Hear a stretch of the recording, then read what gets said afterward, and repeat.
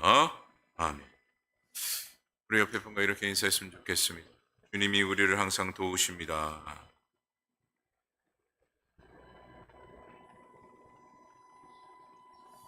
한 아이가 친구 생일 잔치에 초대를 받게 되었습니다.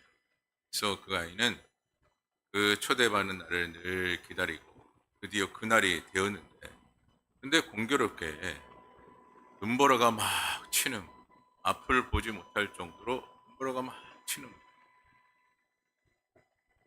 물론 그 친구의 집이 그렇게 멀지는 않았지만 그 모습을 보았던 아버지가, 그러는 눈보라가 너무 많이 치고 그리고 앞을 보지 못할 정도로 그렇게 눈보라가 치고 있으니 그냥 집에 있거라 하고 그렇게 이야기를 하는 거예요. 근데 이 아이는 친구가 초청을 했고, 또한 그날은 친구 생일이었기 때문에 가기를 간절히 바랬어요.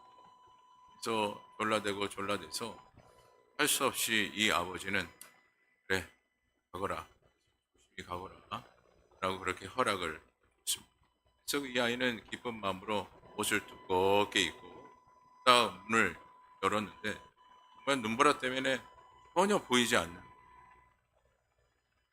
그래서 한 걸음 한 걸음 이 아이는 조심스럽게 친구의 집을 향하여 가기 시작을 합니다.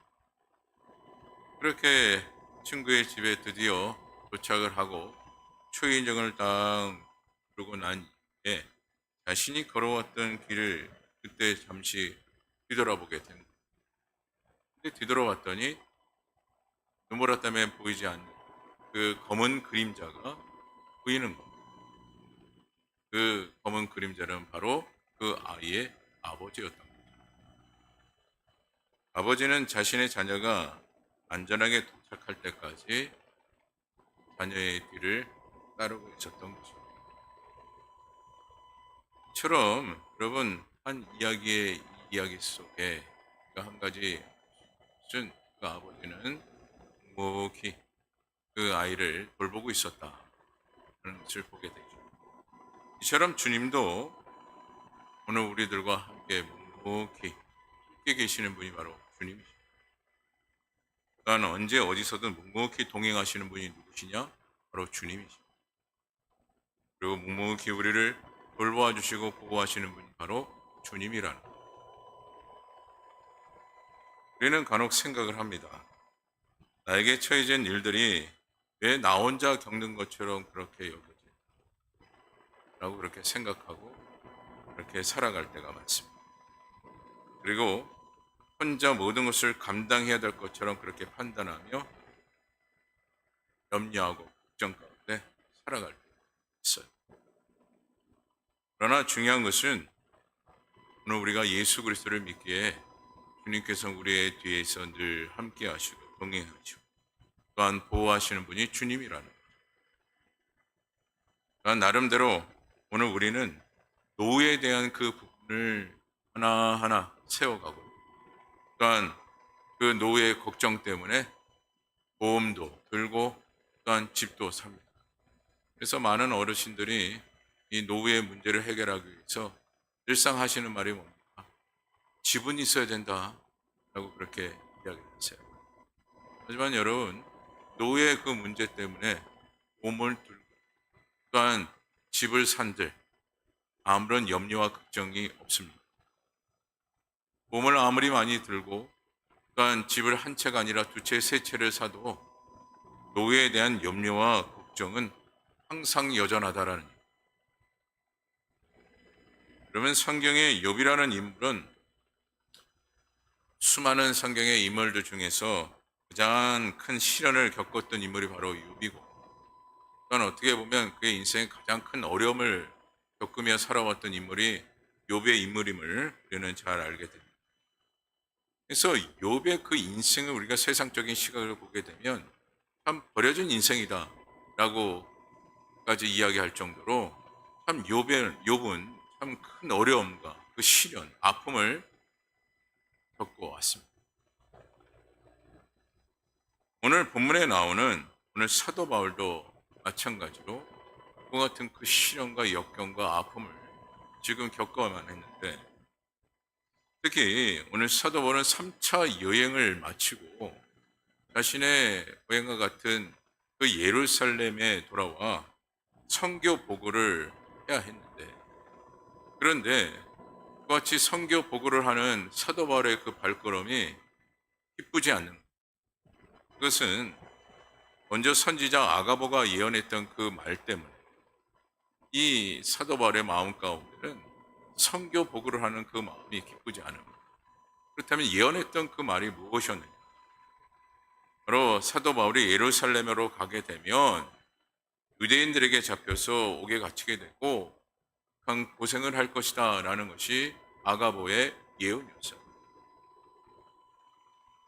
이것을 오늘 사도 바울이 들었기에 예루살렘으로 가는 것 그 자체가 즐겁지 않았던 것입니다.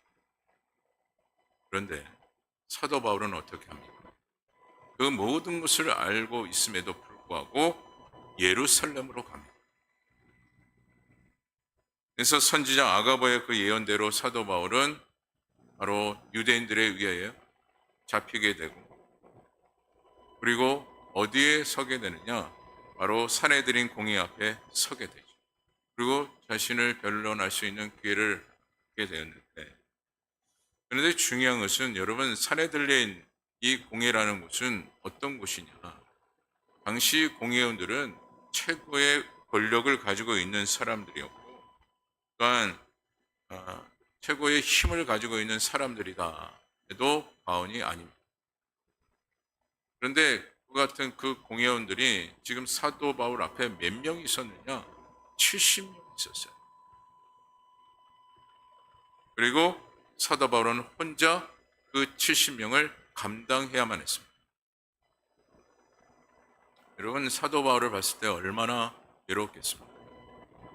또한 그 힘 있는 70명을 상대하기란 참 버거웠을 것이다 라고 우리는 예측할 수 있지 않겠습니까?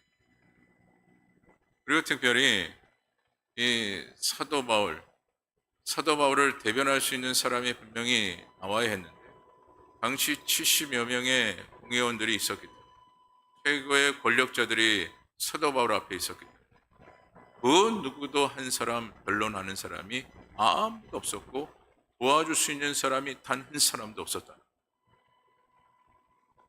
그저 사도 바울은 혼자 감당해야만 했습니다.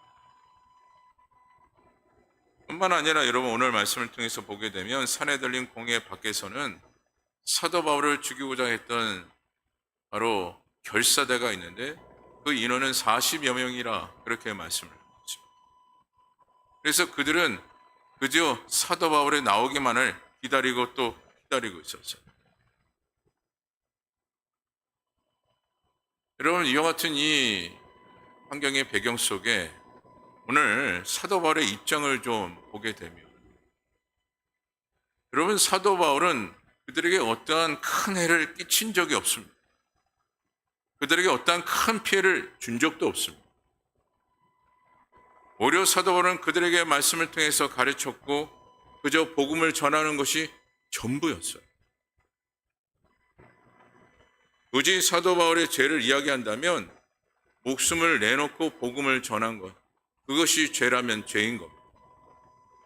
그 외에는 사도 바울이 어떠한 모습을 보인 적이 없습니다.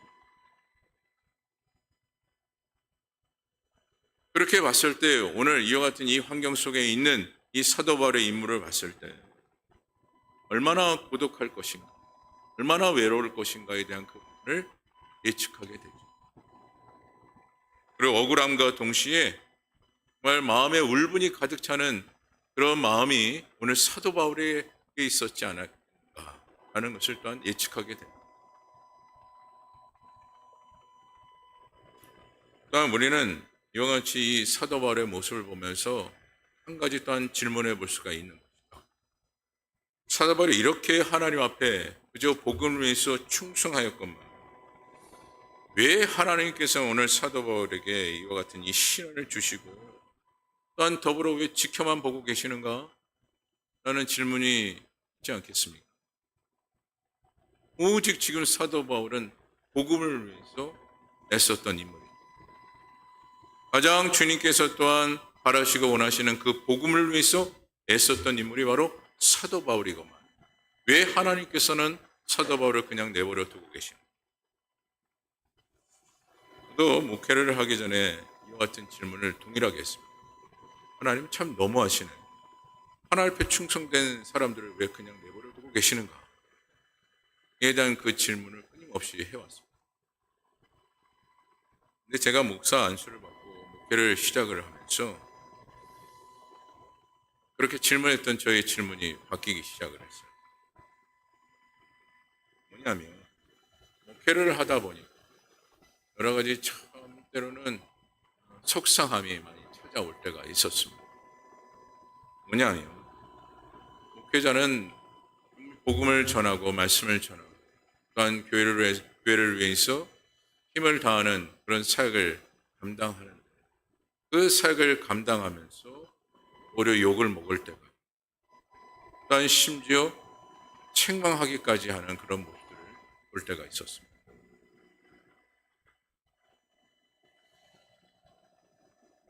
오히려 목회를 하면서 칭찬받기는커녕 오히려 목회를 하면 할수록 더 억울할 때가 있었습니다.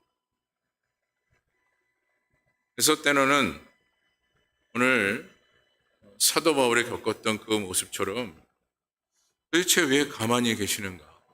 왜 하나님은 이렇게 가만히 계시지? 라는 그런 마음을 가질 때가 있었습니다. 그때마다 주님은 저의 간절한 기도가 있었음에도 불구하고 침묵을 하시면서 항상 저에게 주시는 그 해답은 무엇이냐? 기다리고 인내하라. 그 답을 주셨습니다.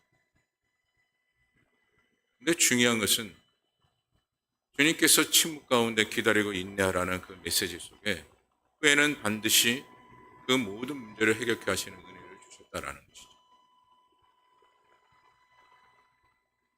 그러면서 저는 오늘 본문에 나타나는 이 사도 바울의 이 심정을 조금이나마 좀 이해하게 됐고, 또한 그의 사역을 조금이나마 또한 이해할 수 있는 마음을 갖게 되었습니다.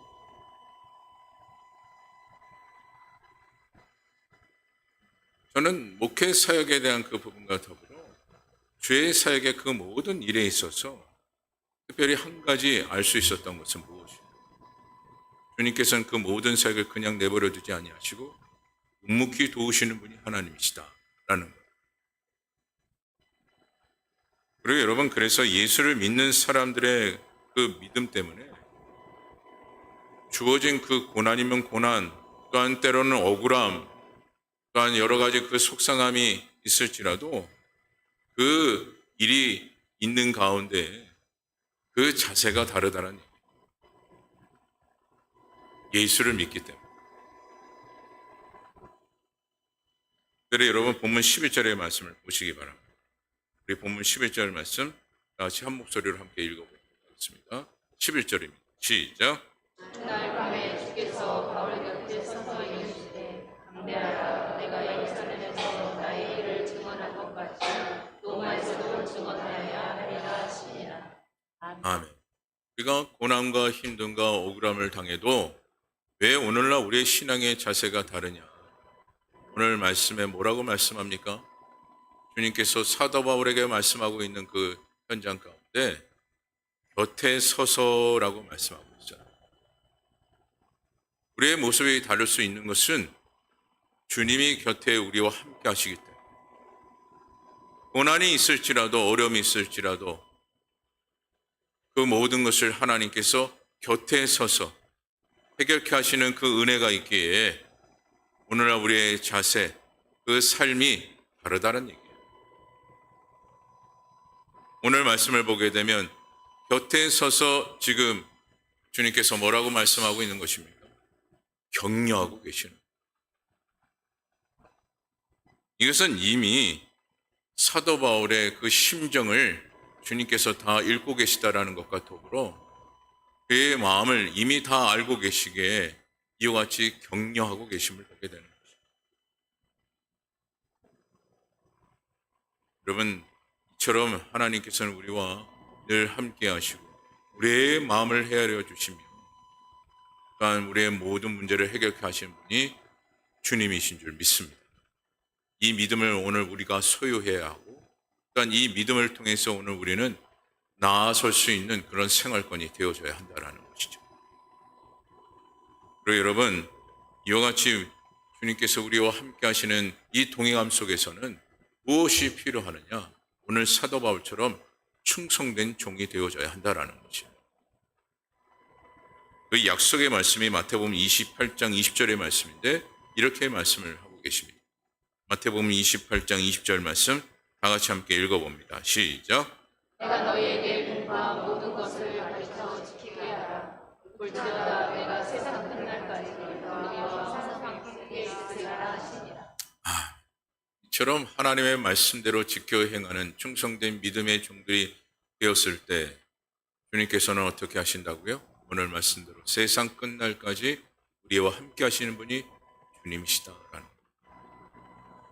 여러분, 세상은 충성되이 아무리 노력해도 그때 그뿐입니다. 하지만 주님께서는 충성하는 그 모습 가운데 항상 함께 곁에 우리와 함께 하시고 또한 도우시는 하나님이십니다. 오늘도 여러분이 기억하시고 늘 주의 뜻대로 삶을 살아가기를 힘쓰는 저와 여러분 되어지기를 간절히 바랍니다.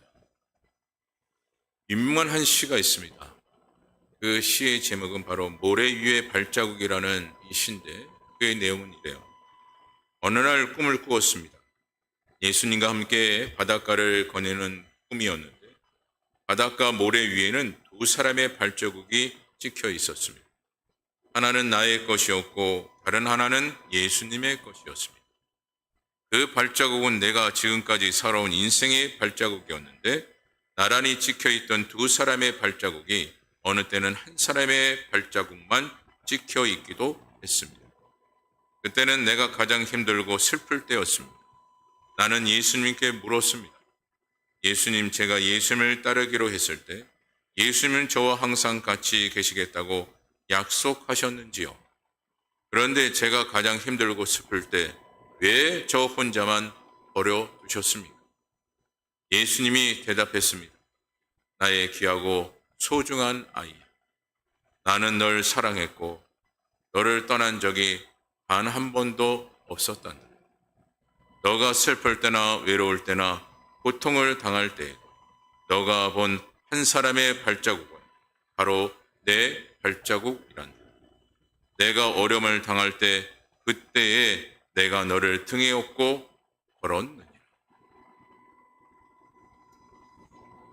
그러면 이처럼 주님은 우리가 힘들 때마다 우리를 외면하지 않는 분이 바로 주님이라는 것을 이 시 한 편을 통해서 보게 되죠. 언제나 묵묵히 우리 곁에 함께 하시고 힘과 용기를 더하시는 분이 바로 주님이심을 이 시 한 편을 통해서 보게 됩니다. 그래서 다윗도 시편 37편 23절과 24절을 통해서 이렇게 고백을 합니다. 우리 23절과 24절 말씀 시편 37편 먼저 23절의 말씀을 다 같이 한번 읽어봅니다. 시작. 여호와께서 사람의 걸음을 정하시고 그의 길을 기뻐하시나니. 24절입니다. 그는 넘어지나 아주 엎드려지지 아니함. 여호와께서 그의 손으로 붙드심이로다.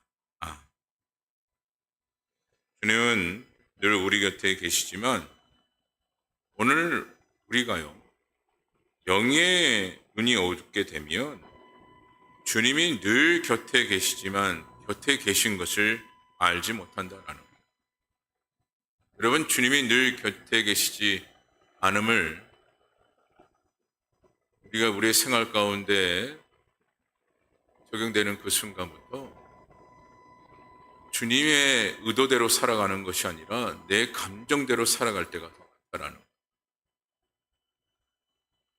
또한 주님은 묵묵히 격려해 주시고 늘 위로의 말씀을 우리에게 주고 있지만 영의 귀가 닫혀 있다면요, 하나님의 그 말씀이 위로의 말씀의 메시지가 아니라 우리에게 무겁게 느껴지는 말씀이 되고 마는 것입니다. 그래서 오늘날 우리는 늘 영의 눈을 뜨는 자가 되어져야 하는 것이고 영의 귀를 여는 자가 되어져야 하는 것입니다.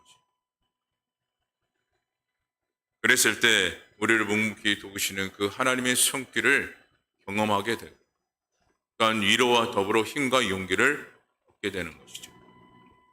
또한 다윗은 시편 23편 4절을 통해서 이런 고백을 합니다.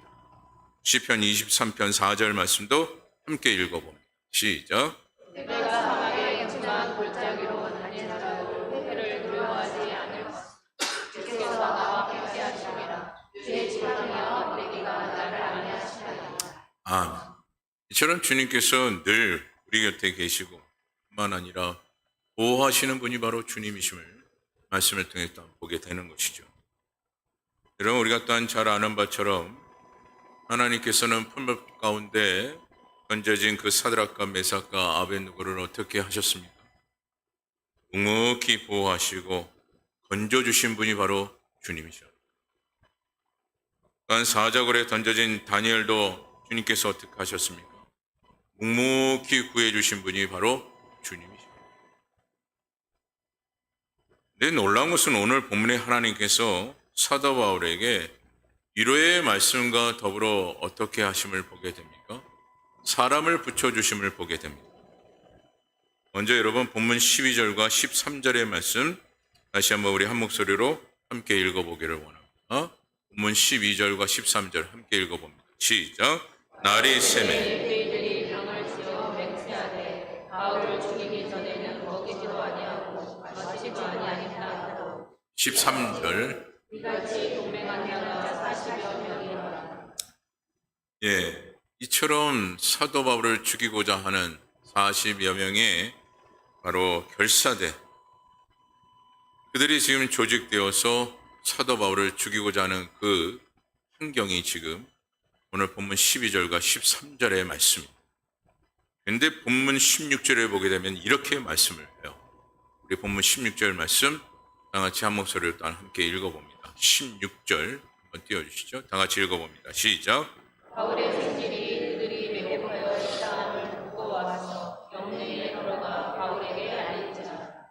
아멘. 지금 말씀해 보면 바울의 생질이라 이야기하는데 생질은 바로 누이 동생을 이야기하죠.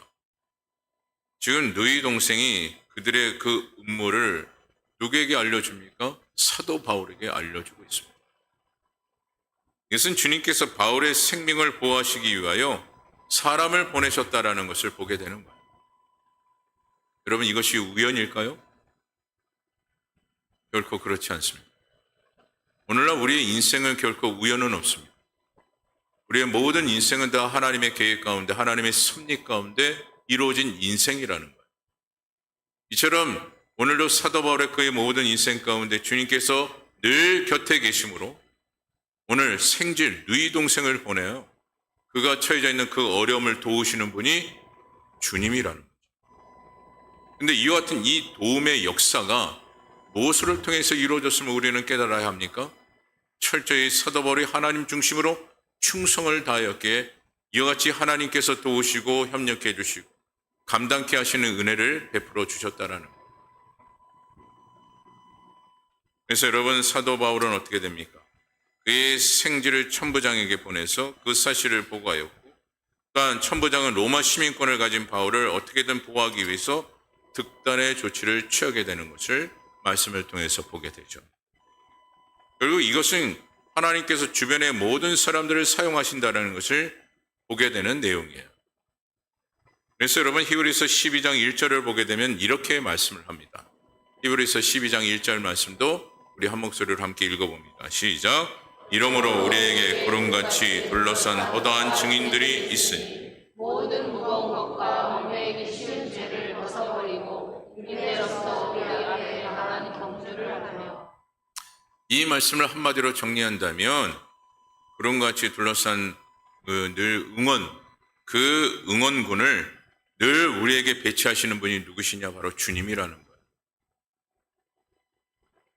오늘 우리가 인생을 우리가 이야기를 할 때 경기장의 선수와 같다, 그렇게 표현을 할 때가 있습니다. 그저 혼자 달리는 거야, 그게 인생이야, 그렇게 이야기할 때가 있죠. 홀로 가는 것이 오늘날 우리의 인생이라고 그렇게 이야기를 하고 있습니다. 하지만 예수 그리스도를 믿는 주의 백성들은요, 결코 혼자가 아니라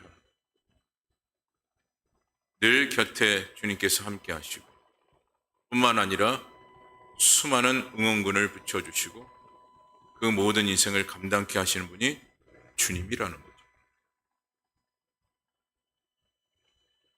또한 주님께서는 야곱의 인물을 통해서 또한 오늘 우리들에게 말씀하신 중요한 한 가지의 말씀이 있는데, 그 말씀이 이사야서 43장 1절의 말씀입니다.